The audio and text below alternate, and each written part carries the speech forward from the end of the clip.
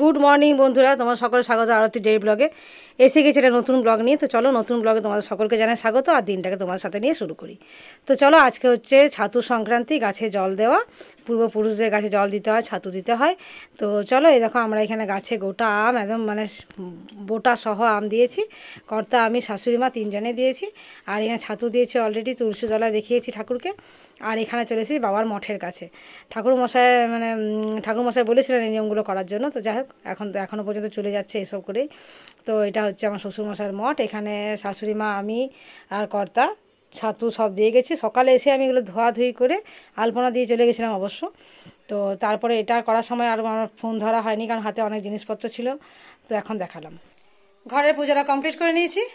আর এদিকে আমি যথাসম্ভব এদিকে কাজটা এগিয়ে রেখেছি, যে ঠাকুরটা নামিয়ে পেতে রেখেছি। আর এখানে ফল ফুল সব ধোয়া আছে। তো যাই হোক, এগুলো সব রুটি মোটামুটি করেছি। এবার একটু রান্নাঘরে যাই, মেয়ে অনেকক্ষণ থেকে রান্নাঘরে একাই কী করছে দেখে আসবো। তারপরে আবার আসবো ঠাকুর ঘরে। চলো, এখানে মেয়ে অনেক কিছু স্বাদ করে রেখেছে রান্নার। আদা বাটা রেখেছে, পোস্ত বেটে রেখেছে, সবজি টবজি কেটে রেখেছে। ঝিঙে আলু পোস্ত কেটেছে, ও তো ঠিক জানে না, একটু সাইজগুলো বড় বড়ই কেটেছে। তো যাই হোক, আমাকে জিজ্ঞেস করছিল মা ঠিক আছে, আমি একদম সুপার ঠিক আছে, সব কিছু ঠিক আছে। আর এখানে আবার একটুখানি গাঁদাল পাতার বড়া করব। তো সেইটা একটুখানি বেটে নিচে গাঁদাল পাতার মুসুর ডাল দিয়ে বড়া হবে। যেহেতু আজ মুসুর খেতে হয়, তাহলে মুসুরটা তো চলবেই। তো চলো, এখানে নবটা খুলে গেছে, আমি লাগিয়ে দিচ্ছি।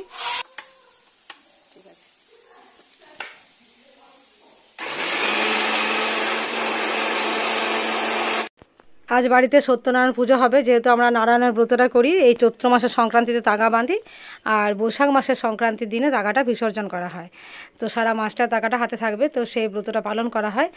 আর এখানে আমি তার জন্য রান্নাগুলো একটু বসিয়ে নিয়েছি। সত্যনারায়ণ পুজোর স্বাদটাও আছে, করব অবশ্যই। তো কিছুটা স্বাদ আমি এগিয়ে রেখেছি, যেমন টুল ধোয়া, আলপনা দেওয়া, এগুলো আমার হয়ে গেছে। আর মেয়ে সবজিগুলো কেটে রেখেছিল বলে ভীষণ সুবিধা হয়েছে। তো চলো, ভাজাভুজিগুলো তো করতে বেশিক্ষণ লাগবে না। আমি চট করে কড়াই জেলে সব বসিয়ে দিয়েছি। পটল ভাজা হচ্ছে, বেগুন ভাজা টাজা সবগুলো করে নেব। ও নুন হলুদও মাখিয়ে রেখেছিল, সেদিকে সব কিছু রেডি করেছে বলে রান্না সব কিছু রেডি, তাহলে রান্না করতে বেশিক্ষণ লাগে না। তো চলো, রান্নাগুলো দিকে করতে থাকবো। ঠাকুরমশাই যতক্ষণ আসছেন, ঠাকুরমশাই এলেই আমি ঠাকুরমশাইয়ের জন্য চলে আসবো ঠাকুর ঘরে বাকি কাজগুলো সারতে।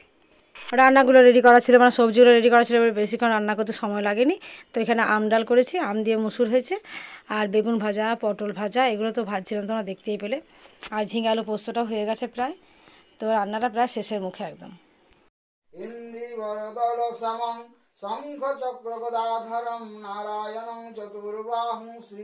ঠাকুরমশাই এসে গেছেন, আর পুজোও শুরু হয়ে গেছে। দেখতে পাচ্ছি দুটো ঘট আছে, একটা হচ্ছে দাদার, চুনু দাদার, আমার সাথে যে পুজো টুজো করেন, আর একটা আমার। এইটা হচ্ছে ধর্মঘট ব্রত পালন করছি। ধর্মঘটটা এই যে ঠাকুরমশাই শেষ দিনে দান করব। সারা মাসটা ওই ঘটে করে জল দেওয়া হবে, আর তারপর ঠাকুরমশাইকে ঘরটা শেষ দিনে দান করে দেওয়া হবে। এই দেখো তাগা বাঁধা হয়ে গেছে, দুর্ব দিয়ে আমি করেছি। আর দাদাকেও দেখাচ্ছি, দাদা যে আমার সাথে পুজো করেন, তাকেও তোমাদের সাথে একটু আলাপ করিয়ে দেবো। তো চলো, দাদা এখানেই আছে আমার পাশেই। এই হচ্ছে সে দাদা। এই দাদা ছাড়া বাড়িতে পুজো করা সত্যি অসম্ভব ব্যাপার। দাদা সমস্ত কাজ আমার সঙ্গে হেল্প করে, পুজোর যাবতীয় কিছু সাজ সব কিছু করে দেন।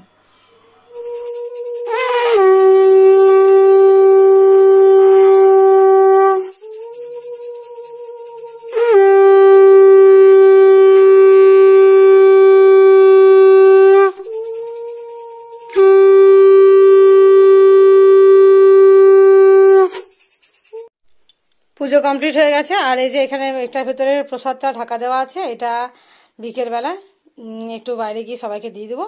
কারণ এখন তো বাজে 2:30 মতো, এখন দুপুরবেলা কাউকে পাওয়া যাবে না। বিকেলবেলা দেওয়াটা ঠিক হবে, তখন অনেকজনকে পাওয়া যাবে, সবাই একটু করে প্রসাদ পাবে। তো চলো, এখানটা একদম পরিষ্কার করে নিয়েছি, এবার যাবো খাওয়া দাওয়া করবো। ঠাকুরমশাই চলে গেছেন, দাদাও বাড়ি চলে গেলেন। চলো, আজকে রান্না তো হয়ে গেছিলো। আজকে করেছিলাম করলা আলু সেদ্ধ, গাঁদার পাতার বড়া করেছিলাম, এখানে বেগুন ভাজা, পটল ভাজা, কুমড়ো সবজি, পোস্ত, আর ছিল আম ডাল। তো চলো, এই হচ্ছে আজকের মেনু। এদিকে পুজোও কমপ্লিট আর রান্নাও আমার কমপ্লিট। কাল থেকে উপোস করা অবস্থা একদম খারাপ, তো আর পাচ্ছি না। এখন বাজে 3টে, একটুখানি রেস্ট নিচ্ছি, এখন শুয়ে থাকবো একটু। চুলটা পুরো ভিজা, কোন সকাল 7টার সময় স্নান করেছি, চুল একদম ভিজা রয়ে গেছে, পুরো চুলটা ভিজা। বাবরে,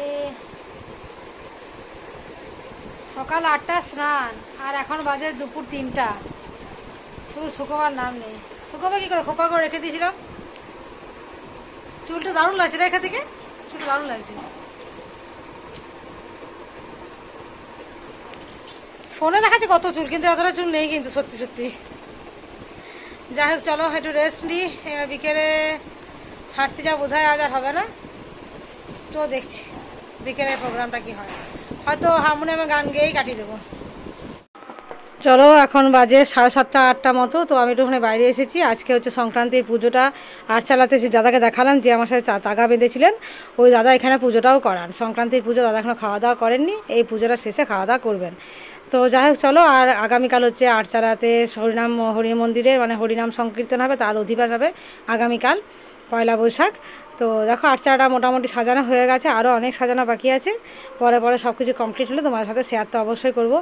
আটচালার রঙটা দেখো কী সুন্দর করে দিয়েছে, আটচালার রঙের সঙ্গে এই প্যান্ডেলের রঙটা বেশ সুন্দর মানে মানিয়ে গেছে আর কি, দুটো কম্বিনেশন বেশ সুন্দর হয়েছে। তো আগামীকাল হচ্ছে অধিবাস, এরপর থেকে হরিনাম শুরু হয়ে যাবে। তো জানি না কতটা তোমার সাথে শেয়ার করতে পারবো, কারণ তখন তো চারিদিকে মাইক টাইক বাজবে, তো চেষ্টা করবো রেগুলার ব্লগ দেবার যতটা সম্ভব। তো একটু পরে পরে তোমরা ব্লগগুলো পাচ্ছ এই জন্যই, কারণ এখানে অনেক মানে তোড়জোড় শুরু হয়ে গেছে বলে একটু ডিস্টার্ব হচ্ছে ব্লগ এডিটিং করা। তো যাই হোক চলো, কীরকম লাগছে অবশ্যই কমেন্ট করবে, সাবস্ক্রাইব যারা করেনি প্লিজ একটু সাবস্ক্রাইব করে দেবে। তো চলো এদিকে চলে এসেছি আমি ঘরে যেহেতু আমাদের ননদ নন্দায় আসবেন, তো সেই জন্য ঘর একটু গোছানো চলছে। আর তাছাড়া এমনিতেও হরিনাম চললে আশেপাশে সবাই আসেন আমাদের বাড়িতে দেখা করতে বা গল্প করতে, তা সেই জন্য ওপরে রুম আর নিচে সব যতটা সম্ভব আমি সব গুছিয়ে রেখেছি, রেডি করে নিয়েছি, কারণ দিদি তো এসে থাকবে আর বাকি পাশাপাশি বন্ধুবান্ধব এরাও এসে একটু দেখা করে যায় আর কি। তো যেহেতু ঘরের সামনে এত বড় অনুষ্ঠান, ঘর তো পরিষ্কার করতেই হবে। তো চলো ঘর পরিষ্কার হয়ে গেছে, রাত্রে খাবার রেডি করবো, তার জন্য চলে এসেছি রান্নাঘরে। আজ অনেকটা রাত হয়ে গেছে, কেননা এখন বেজে গেছে তোমার 9:30 পৌনে 10টা মতো বাজে।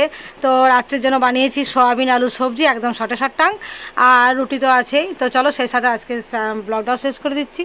যারা সাবস্ক্রাইব করেনি প্লিজ একটু সাবস্ক্রাইব করে পাশে থাকবে। দেখা হচ্ছে পরবর্তী ব্লগে। গুড নাইট, ভালো থেকো।